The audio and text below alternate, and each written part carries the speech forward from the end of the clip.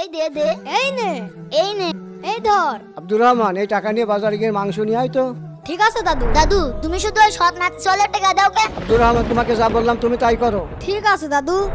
আরে দাদু ভাই, তুমি কেন কষ্ট করতে যাবা? ও আমার সৎ নাতি ছিল, তুমি আমার আপন নাতি ছিল।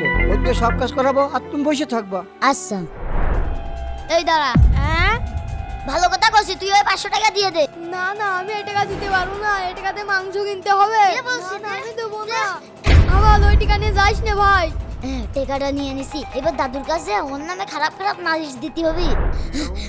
দাদু কি হলো? তুমি আব্দুর রহমানকে যে 500 টাকা দিছিলে, ও খেলা করে সব টাকা হেরে ফেলেছে। বলিস কি? হ্যাঁ। আচ্ছা দাঁড়া, ও আসুক, ওর একটা ব্যবস্থা করছি।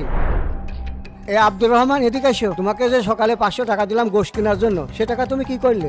দাদু পথে যাওয়ার সময় ওই টাকা হারিয়ে গিয়েছে। আচ্ছা ঠিক আছে, এই 500 টাকা দিলাম, এই টাকা দিয়ে গোশত কিনে নিয়ে আসবা। এবার যেন টাকা না হারায়, সাবধানে যাবা। আচ্ছা ঠিক আছে দাদু। নিয়ে আসো টাকা, এবার 500 টাকা আমার পকেটেই ঢুকছে। হাতের টাকাটা দে। না না, আমি এই টাকা দিতে পারবো না। এই শোন, তুই যদি এই গোশ কিনা টাকা না দিস, তোর কিনা গোশের ভিতরে বিষ দিয়ে দাদুর মেরে ফেলা দেবো না। না না, তুমি দাদুকে মেরো না। দে তালি। এই আব্দুর রহমান, এদিকে আসো। জি দাদু। এই আব্দুল রহমান, এদিকে আয়। জি দাদু। এই জো, ও খেলেছে না তুই খেলেছিস? আমি কিছু বুঝি না, আমি সব দেখেছি।